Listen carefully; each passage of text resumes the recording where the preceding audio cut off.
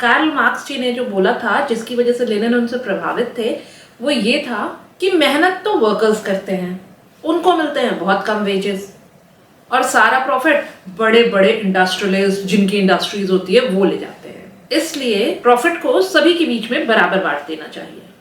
मेहनत होती है वर्कर्स की और प्रॉफिट जाता है इंडस्ट्रियलिस्ट की जेब में। इसलिए वो सोचते थे कि सारी प्रॉपर्टी गवर्नमेंट को अपने अधिकार में ले लेना चाहिए। सब कुछ नेशनलाइज कर देंगे तो सब कुछ जनता का होगा, और ये जो अमीरी गरीबी का भेदभाव है ये मिट जाएगा। लेनिन जी कार्ल मार्क्स की इन बातों से बहुत प्रभावित थे, और हालांकि रशियन रेवोल्यूशन के शुरुआती दौर में वो एक्साइल में रहकर अपने आर्टिकल्स पब्लिश करते थे, मगर उनके आर्टिकल्स सारे के सारे कार्ल मार्क्स से प्रभावित होते थे। अब वर्कर्स को थोड़ी पता है कि कार्ल मार्क्स कौन है। उनको तो लगता था कि ये लेनिन जी लिख रहे हैं, और वो लेनिन की बातों को समझ क्रांति लाने को तैयार थे। अब देखते हैं रशियन रेवोल्यूशन के पीछे क्या शांति का कारण। देखिए, रेलवेज आ गई थी, फैक्ट्री शुरू हो गई थी शहर में, सारे लोग आउटस्कर्ट्स से, अपने विलेजेस से निकल निकल के इन फैक्ट्री में कमाने आ रहे थे, क्योंकि एग्रीकल्चर अभी भी पुराने ढंग से चलता था, कोई यील्ड निकलता नहीं था। जो किसान मजदूर थे बेचारे, उनके पास ज्यादा खेत नहीं थे, तो वो क्या करेंगे? उनको लगा कि चलो कमाने के लिए शहर चलते हैं। They rush to the urban areas in search of livelihood. वो लोग शहर आए। अब हर कोई शहर में आ जाएगा तो शहर की भी तो कुछ कैपेसिटी होती है ना। शहर में वर्कर्स की जो वर्किंग कंडीशंस थी, जो रहने की कंडीशंस थी, बहुत ही खराब हो गई, क्योंकि उनकी इतनी पॉपुलेशन थी, वर्कर्स को अपना फैमिली रखना अलाउड नहीं था। वो डॉर्मेट्रीज में सोते थे, और वो भी शिफ्ट वाइज सोते थे।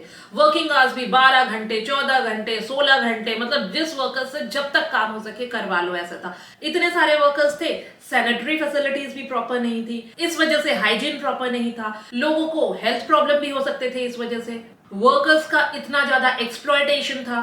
पर क्या करें, अब कमाना तो था ही, तो वर्कर्स कमा तो रहे थे, पर धीरे धीरे उनको भी लगता था कि यार ये कोई जिंदगी है। उनमें भी अनरेस्ट फैलता जा रहा था। सिटीज में वर्कर्स का पूरा समाचार। पहले यूरोप में काफी सर्फडम था।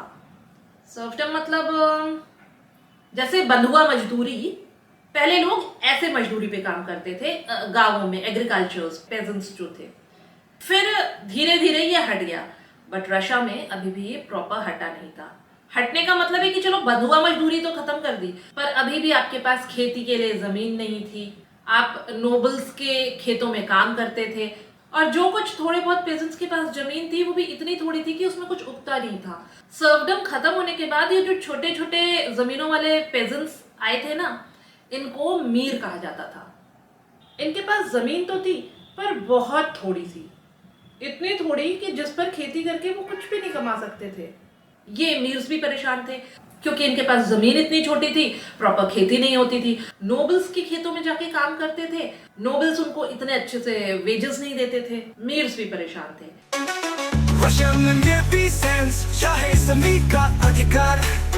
इसलिए वो चाहते थे उन लोगों की जमीनों पर जहां पर वो सचमुच में मेहनत करते थे, वो जमीनें उनको मिले, उसका अधिकार उनके पास हो। एंड उधर सोल्जर्स जो है वो वॉर फ्रंट पे अलग परेशान थे। उनको वैसे भेज दिया जाता था, जाओ लड़ाई लड़ो। जब वर्ल्ड वॉर हुआ था तो सोल्जर्स को लड़ाई पर तो भेज दिया गया था, बट ना उनके पास प्रॉपर एमिनिशंस थे, ना खाने की रसद थी, और कुछ कुछ जगह पर तो लिटरली ऐसा था कि सोल्जर्स बिना हथियार के गए थे, कि आपको आगे जाके जो सोल्जर्स मर गए हैं उनकी बंदूकें मिल जाएंगी, या दुश्मन की बंदूकें आप छीन लेना वैसे मिल जाएगी। ऐसे निहत्थे भी कुछ कुछ लोगों को भेज दिए गए थे। इसलिए रशिया में सोल्जर्स में भी बहुत ज्यादा आक्रोश था। अच्छा, अब राजा जी, मतलब ये जो जार निकोलस, ये समझ तो रहे थे कि वर्कर्स खुश नहीं हैं, किसान खुश नहीं हैं, सोल्जर्स खुश नहीं हैं, देश में महंगाई है, भूखमरी है, इनको सब पता था, और इन सब से डील करना मुश्किल की बात तो है ही है। तो इन सब से डील करने की जगह जार निकोलस जी ने एक आइडिया अपनाया, पैट्रियोटिज्म। देश कोई भी हो, जगह कोई भी हो, देशभक्ति नॉर्मली हर ह्यूमन के अंदर होती ही है। अपने देश के लिए आम जनता कुछ भी सहने को तैयार हो जाएगी। जैसे पॉलिटिशियंस को पता होता है, जार निकोलस को भी ये बात पता थी, पैट्रियोटिज्म को भुनाना चाहिए। तो अब इन्होंने सोचा कि अब ये महंगाई, बेरोजगारी, भूखमरी, फ्रस्ट्रेशन, इन सब इश्यूज को दबाने के लिए कहीं लड़ाई छेड़ दिया जाए और जनता सब भूल जाएगी। तो इन्होंने जापान की साइड में लड़ाई छेड़ दी, मगर फिर कुछ दिनों बाद जार निकोलस जी जापान से हार गए। जापान से बस लड़ना यही गुस्से था निकोलस की खोपड़ी में। अब जब जनता को पता चलता है कि आप उनके पैट्रियोटिक फीलिंग्स को भुना रहे हो, तब कितने गुस्से में आ जाती है जनता। यही हुआ। एक तो जापान से लड़ने की भी कोई इतनी जरूरत थी नहीं। आप पहले अपने घर की होम अफेयर्स को देखो। अब होम में हो गई खलबली, जनता आ गई आक्रोश में और शुरू कर दिया रेवोल्यूशन।